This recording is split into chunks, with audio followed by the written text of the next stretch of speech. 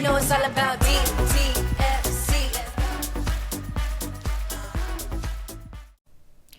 Welcome back to another episode of Dallas Trinity FC's Up the River. We today are talking to a very special guest, the captain of our team, Amber Wisner.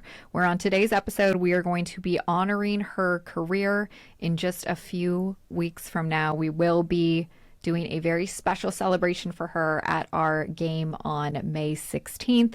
But before we get into today's episode where we get to sit down and talk to Amber, we would like to play some of her highlights here with us since she's been here at Dallas Trinity FC.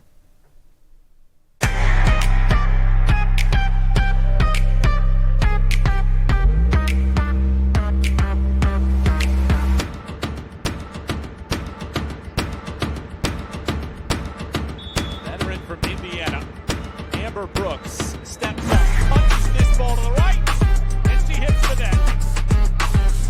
Amber Brooks scores for the third time on the year, and Dallas has the opening goal on the road, leading 1-0. Wegener, her obstacle. For Dallas Trinity, Wisner is true. Hit with anger. Put right by the paw of Wegener and leveled in a flash. Dallas cash in 1-1. This is how it all started. Chuma. Up to 4 goals. All have come in the second half. This ball in, it bounces a couple times. Shepard sprinkles and it hits the net. It might have been a last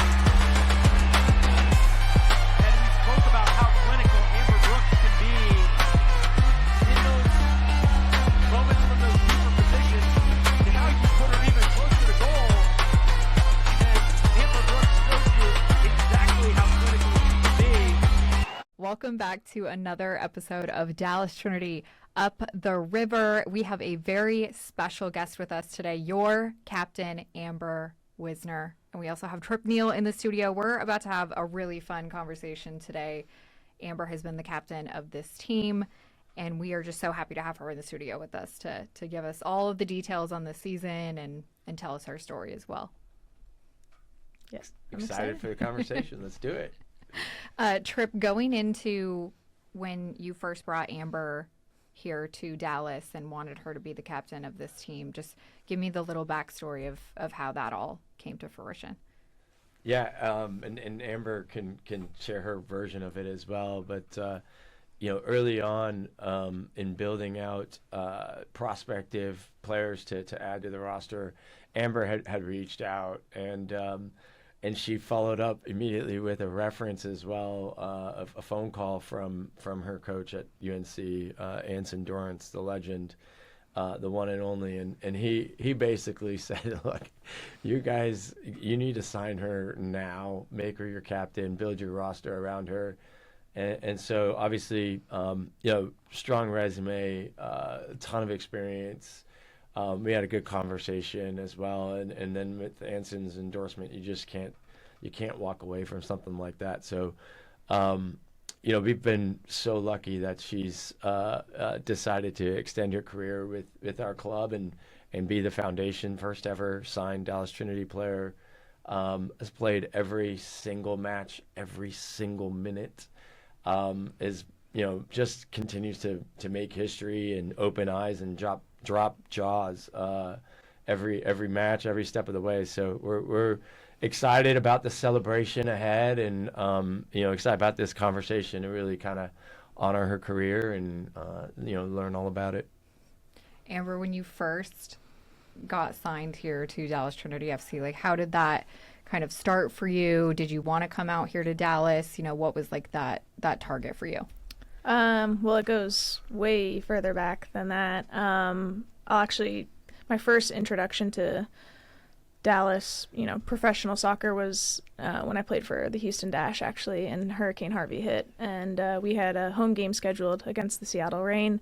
Obviously couldn't play it in Houston. And so we all got in a bus and drove 4 hours up, and FC Dallas actually hosted the game. And it was on like 3-4 days notice, and the stands were packed way more than we ever got at home in Houston. And that was kind of one of those moments where I was like, I knew from my youth days that Dallas had a really strong, youth soccer in the area. But I was like, why doesn't Dallas have a pro women's soccer team? Like, this is, on 3-4 days notice, we got 3 times the amount of fans in the stands, and like we're a rival city. It didn't really make sense. So that was 2017, I think. And so, yeah, I was always curious, why there hadn't been pro women's soccer team in Dallas. And then it was actually like February 2022, and I was with the Washington Spirit in preseason camp at IMG, and Amanda Vandervoort, the commissioner, had just left FIF Pro and came back to the States, and she was taking on this new job, and I met and got brunch with her, and she was just kind of telling me a little bit about the league, and obviously I knew about the USL from the men's side. And she was asking me questions like, what do you think about the fall to summer schedule? Like, you played in Germany, how did that work versus, the NWSL schedule, and just kind of picking my brain a little bit. So the seed was kind of planted a little bit there in my mind. I think the league was actually supposed to start summer 2023.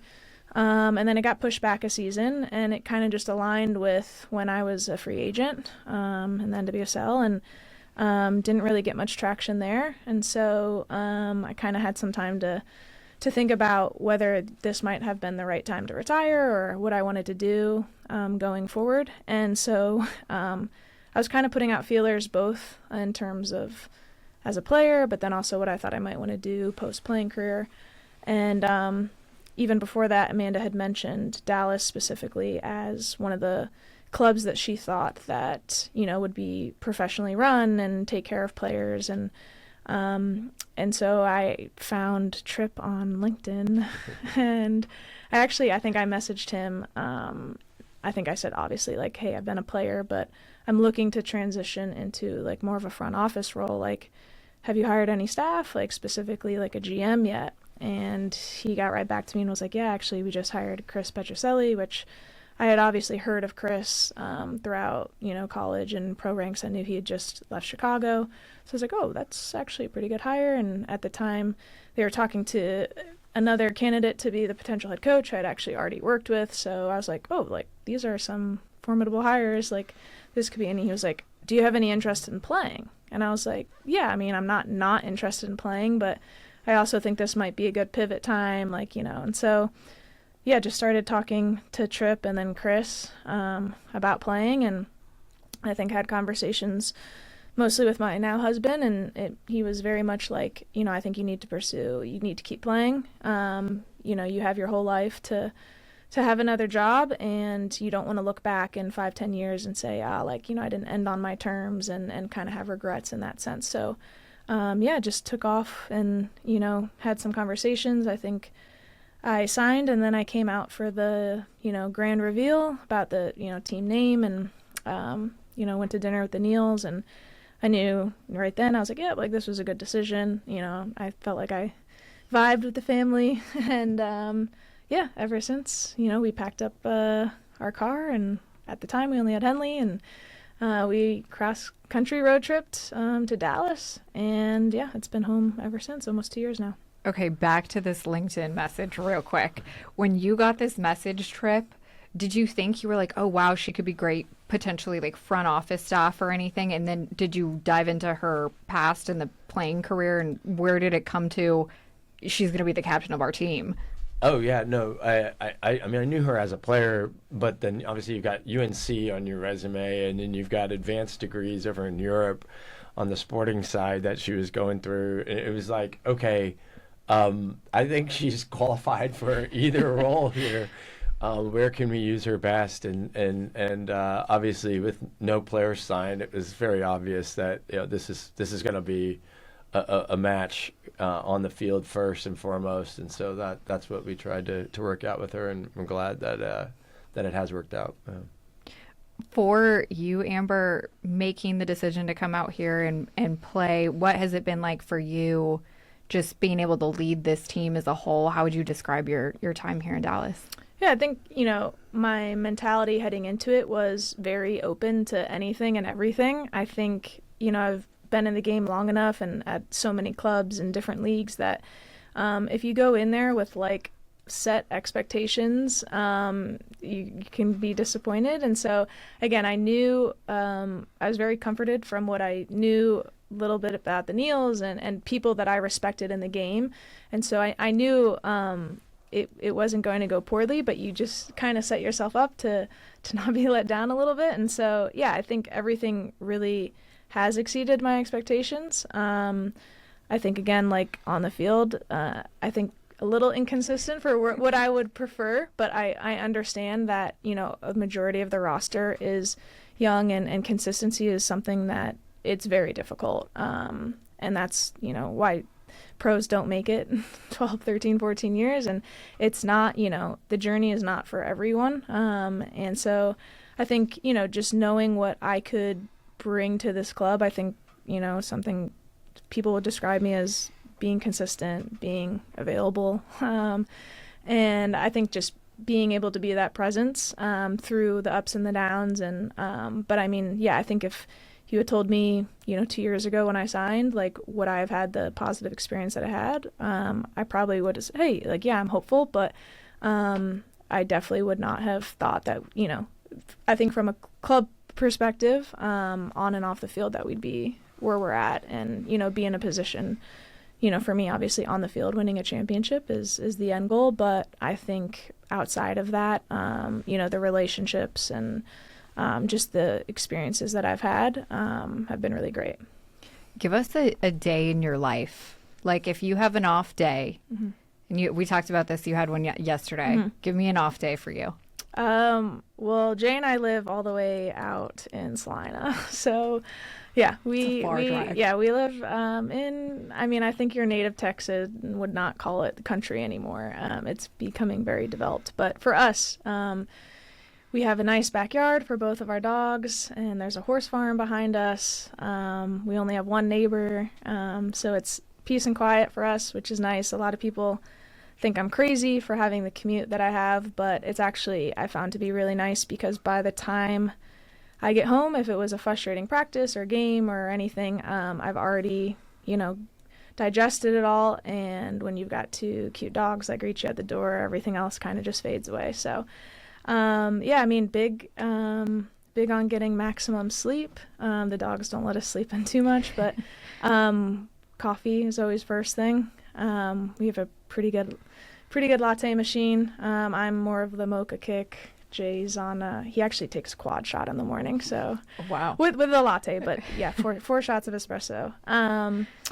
I'm a big baker. I think a big part of that is because I'm gluten free. We both are, and so all of our breakfast, I cook all of our meals. Jay grills, but everything is made. We don't eat out, and part of that's obviously the focus on nutrition for me.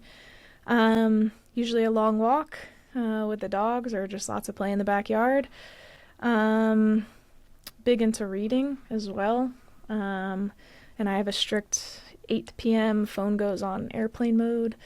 We might be watching TV or something, but yeah, I always joke, like, if you have an emergency or you need a ride or something, don't call me.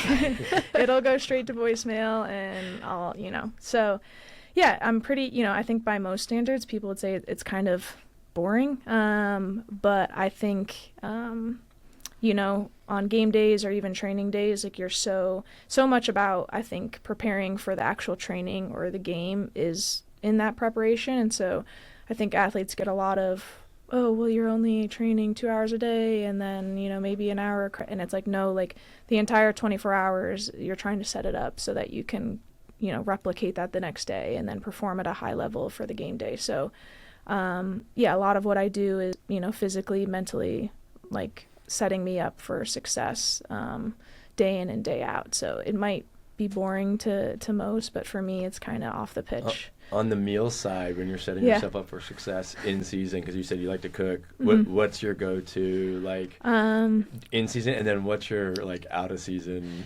Well, we don't in have an off-season out of mode. season. Okay, gotcha. Jay lets me take 3 days off maximum. So I'm always going. I believe, you're better off to just keep the train going, is kind of the way my body and mind works. We're big red meat eaters, so lots of, like, ground beef. Burgers are always good. We had some steak last night. I make a pretty good homemade pizza, so with different toppings. Homemade mac and cheese is a favorite.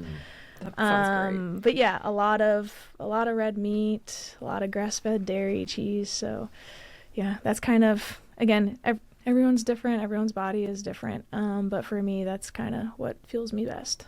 Okay, I need to know, has the team traveled up to Salina to the house yet? No, no.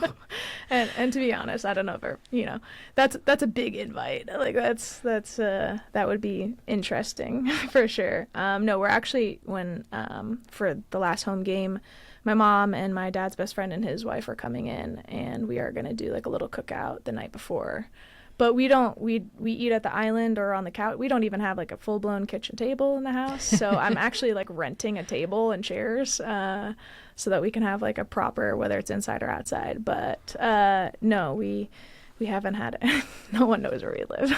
Well, Trip might, because of cards he's gotten. But yeah, the rest of the team thinks, like, getting on the tollway is, like, the end of the world. So they would never venture that far up. I feel like the team needs to rally and come up there for, like, just one day, a little sleepover, go see the dogs, come hang out. I mean, it's really nice. I think they'd be shocked, again, like, we're not really city folk, so we enjoy the country. Jay grew up in Montana. I grew up in the suburbs of Pennsylvania, so never been really big city people. But yeah, I mean, we think it's beautiful, and it's worth the drive and the gas and the toll bills at the end of the day.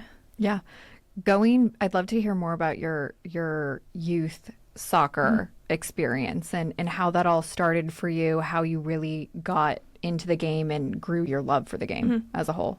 Well, I started playing when I was 4, so 1995. Both my parents played collegiately. My dad played at Lemoyne College in upstate New York, and my mom, they had just passed Title IX. And so they didn't have a women's team, so by default they had to let her play with the men. And she played at Ashland University in Ohio. I don't think she really ever featured in games, but there's pictures of her training, and they all, have their shirts off, and she's obviously clothed. And so that's, kind of her claim to fame a little bit. And then I have 2 older brothers. They're 10 and 7 years older than me, so they played, and I was the ball girl at all their high school games, and was that, annoying little sister that just wanted to do everything they did. So I played all the sports growing up: soccer, basketball, baseball with the boys until it turned into softball, and I was like, no thank you. And lacrosse, track, really tried all the things.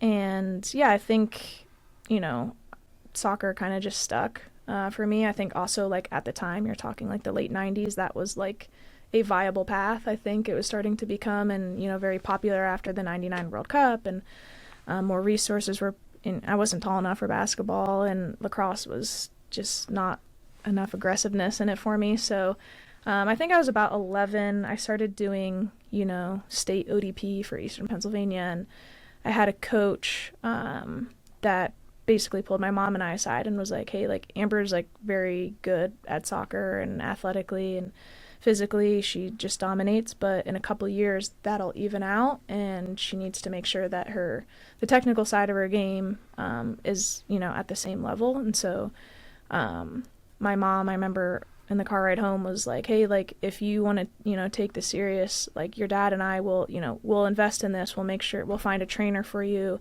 we'll make sure you have all the resources, but like this has to be your decision. We're not going to like pull you out of the car and have you kicking and screaming and not wanting to do this. Like I was like, no, like I want to do this. And so they found a local trainer. He had just graduated college at TCNJ and was starting a soccer training company, and my mom basically spearheaded it for him, gave him an office site, and was like, hey, like train my daughter whenever she wants it, basically. And yeah, that was kind of the first time that I really dove into the sport. And I wasn't the easiest to train. I'm very hard-headed, and I hate not being perfect at things. So whenever I was learning a new skill and didn't get it right away, I'd pull that out like, oh, I'm not trying and all that, because it was, when you're not trying, giving 100%, you don't feel like you failed, right? You're just not giving it your all, and that's why you're not doing it well. And there was a couple times I got left at the field because the trainer packed up his bags and said, I'm not working with you, I'm going home.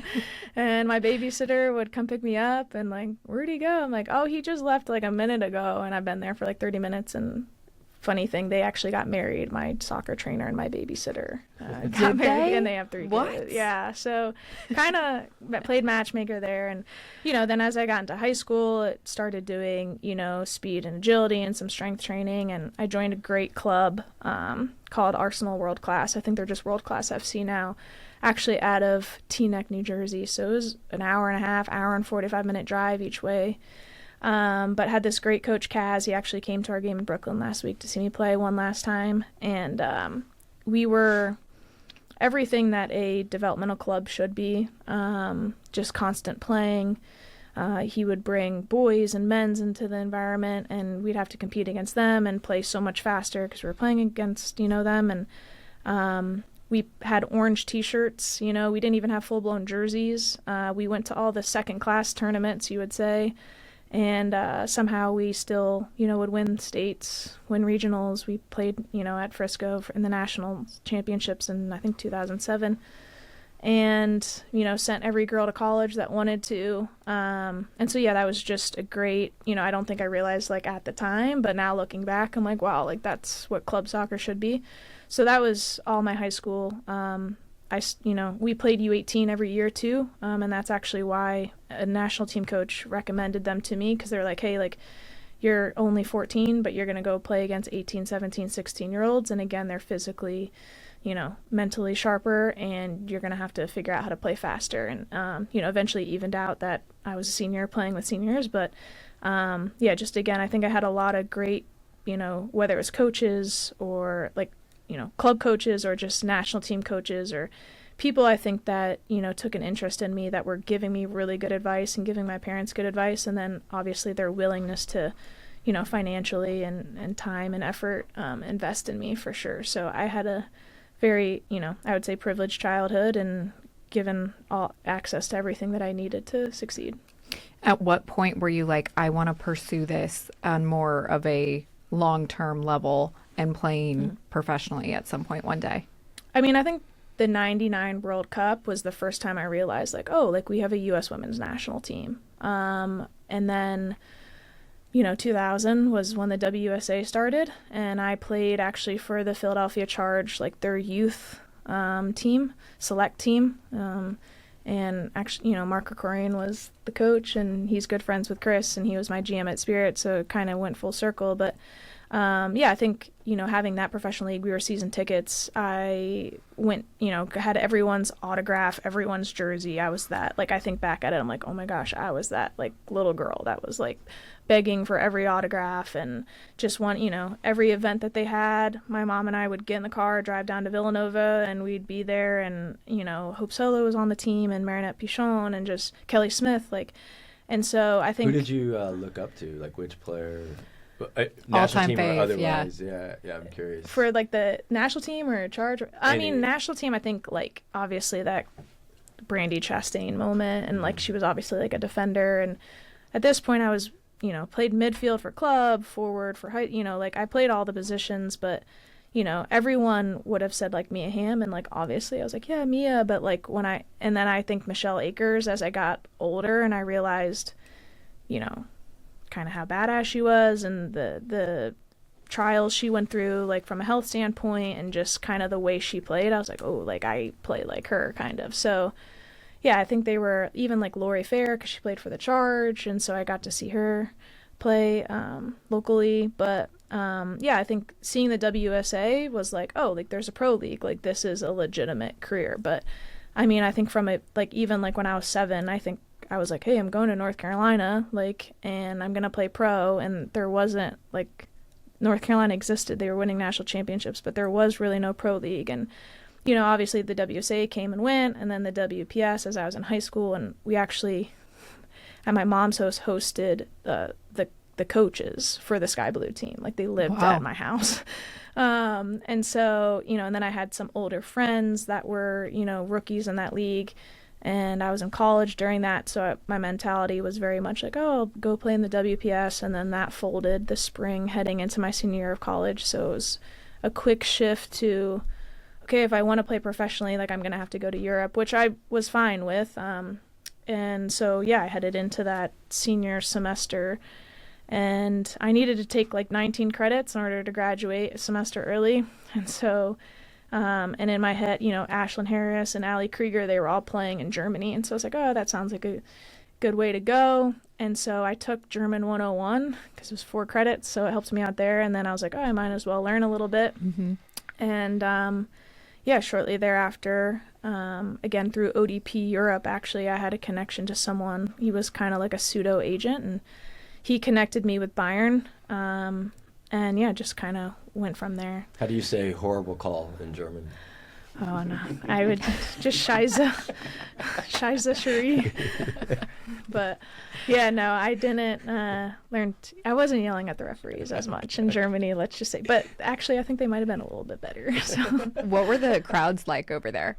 They weren't great, honestly. I think, the German, the Frauen Bundesliga, and again, I didn't know until has been around since 1976. So it's been around a long time, but it really wasn't, honestly, until about when I went over that even a club like Bayern started actually legitimately investing in their women's side. Up until then, it was kind of just the optics of it looked good. It was a tax write-off, hey, we're this huge men's club and we have a women's team, But now, I mean, they have their own stadium and training grounds, cool. And they're getting, I think they play at Allianz a lot. They just, unfortunately, were eliminated by Barcelona in the Champions League semifinal, but I think they had, when they play at Allianz, they get 40,000, and even at their, their stadium, they're getting, I think 5, 6, 7,000, but the Bundesliga has been around so long and it's funded so well that, ticket sales are just kind of a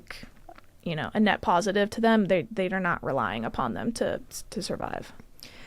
As far as pro women's sports, and especially here in Dallas, and the growth of soccer overall, where do you think the game is headed? Do you think it's in a positive direction with the growth of professional women's soccer, and even that really starting here in Dallas with Dallas Trinity FC? Yeah, for sure. I think, like you said, all women's sports, I think, are in a really, upward trajectory. I think, girls soccer is still, or soccer for girls growing up is still, I think, the most popular sport played in the United States. And you're even seeing, overseas, the influx of pros that want to come to the United States and experience pro soccer here. So, yeah, I think, again, the NWSL keeps adding a couple teams every few years. I think we're supposed to be adding, in the next few years. So, yeah, you've got 35 pro teams, or, 30-ish women's pro teams. The MLS keeps adding teams, and, at huge evaluations, hundreds of millions. So, I think it's only, onwards and upwards from here on out. And, I think, we're hosting the World Cup, right, in 2031, I think, right? And obviously the men this year. So I think it's just only going to, become more popular. With your playing career, when you're ready to wrap up your playing career, what is your goal after? Do you want to stay in sports? Is there anything that you want to do once you hit that retirement? Yeah, well, I mean, obviously, you reached out on LinkedIn more about the GM position than playing. So, I think early on made it pretty clear to Tripp specifically, but the Neils, hey, I think transitioning to, a front office role specifically, more of a GM role. Everyone wants me to coach, and I don't disagree, entirely with that concept. I just think that more of my personality and what I bring to the table just fits a little bit better on the admin GM side a bit. But I do obviously love being on the field and, leadership and all that, engaging with teammates and players. So I'm not entirely against it, but I have, educationally wise, I have not gone and got my coaching licenses, and I've gotten, a master's in football business and done certifications that way, thinking that's the route I would go. So I was very upfront about, my desire to do that afterwards. And that was definitely a part of choosing Dallas, because they were, on board with the thought that, we'll see how things go, but that we might be in a position in a couple of years to add an assistant GM type role. So I think, having gotten married and being, 35 now, I think if you had asked me when I was younger, the two things I wanted to do in life, it was play pro soccer and be a mom. So I think that ultimately right now, as I'm retiring, is my priority. And so I think finding, employment that can, work around that and the family life that we want is ultimately my highest goal right now. So we'll have to see. We've had, obviously informal conversations. I go into Jim's office every once in a while. It's not, some big interview and some bit, I don't feel like I have to convince them. Right. It's just, hey, what does this role look like? Does it make sense on both our ends? And it's obviously, I think too, my mentality is very much I've already lived the best, had the best job that I could possibly have. So I think, I can't go in there thinking I'm going to get my dream job. I've already lived that dream job. And, from here on out, it's about, all right, what are my goals now? They're obviously more family oriented. All the Neils they're all married with tons of kids. I think they get the vibe. So, it's just kind of what makes sense for, kind of the shift that I have mentally about, wanting a family and everything. What's good about that too is that, Amber, what she brings on the field, it comes off the field too. The leadership qualities, the will to win. I'm gonna make this happen, and the discipline that she brings to the table, which you see on the field. A lot of our young players just looking up to her, asking questions, watching, how she conducts herself, whether that's training, meal prep, travel, sleep. It doesn't matter. And so there's a lot of positive qualities that obviously translate off the field that make a lot of sense. And then just the breadth of her experience in women's pro soccer and the network that she has. I mean, naturally, there's a lot of opportunities for her with Dallas Trinity and elsewhere that would be good fits for someone with that kind of experience and network and all that. Well, yeah, the beauty of the game is the fact that if you still want to be involved, it's still that leadership role in a different element, and that's so fun to explore that whole new area. So that'd be awesome.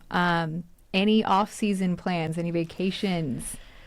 No, I mean, I'm not quite sure, when the new job will begin and all that. And yeah, we got married last summer, so that was a huge trip. We actually road tripped from Dallas up to Big Sky, Montana and back. So our honeymoon was a stop in Jackson Hole and Vale, and Breckenridge, and then Amazing. Kansas. And then, got back. Actually missed the first week of preseason, so got back. And then I think we literally flew to New Jersey to play a couple of scrimmages, like my second day. So it was kind of whirlwind last summer. And nothing, like I would say, planned on the books. It's all kind of up in the air until I know what future employment looks like. But like I said, we love our house. we kind of just love our simple life out there. So regardless, I think just having a bit more time and not having the commute every day will be nice for a little bit. Okay, I think my last question for you, if we're closing this out, what would you want to say to all of the Dallas Trinity FC fans and mainly your teammates as well? Yeah.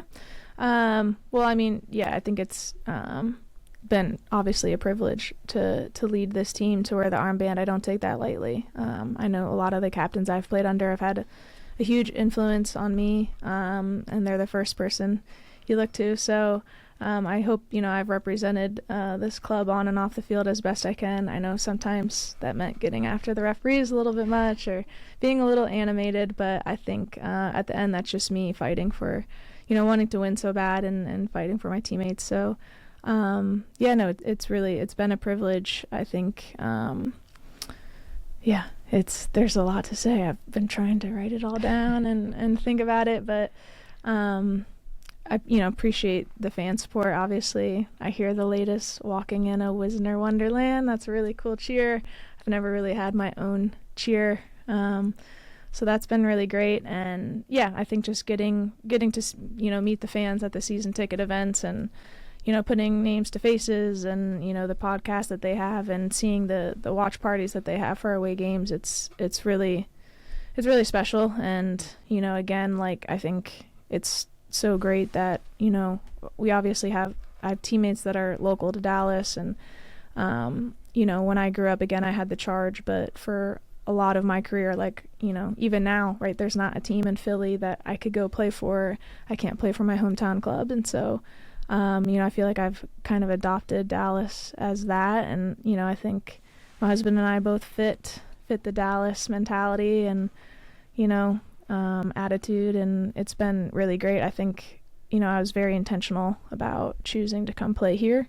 I wasn't always in my career kind of just, where can you go? And I think for the end point, I knew it was going to be the end, and so I wanted to be very purposeful and it not just be enjoyable for the 2 years I was playing. I wanted to be around an ownership group that we shared similar values and goals, and the GM and Chris that I respected, and we've had a couple of coaches, but good array of teammates. And I think again, you look back at your journey, and I've had probably 1,000 teammates at this point, all the teams I've been on, but you look back and you think of all the ups and downs, but those really are a lot of times the craziness is what you remember most. And so just very appreciative.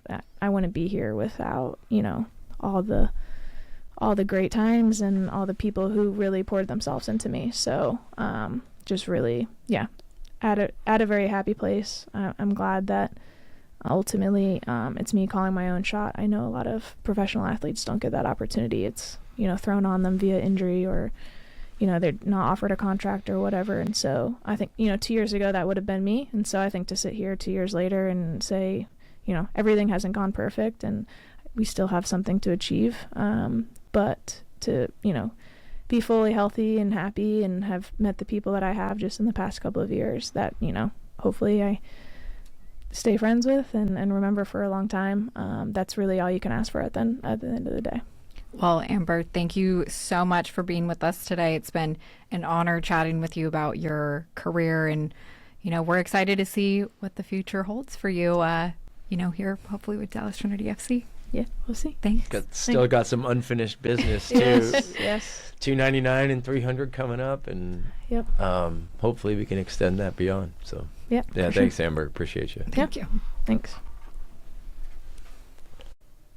It truly has been an honor talking to Amber Wisner today, the captain of Dallas Trinity FC, and we are going to have a very special celebration for her at our game. It's at 7:30 on May 16th, presented by Gainbridge. We're going to have a fireworks show after and a celebration to honor her career here with us at Dallas Trinity FC before she hangs up her jersey for the long run. Again, that's on May 16th at 7:30 p.m., presented by Gainbridge. Thank you again for listening to this very special episode of Dallas Trinity FC Up the River. I'm your host, Savannah Humoller, and we will see you next time.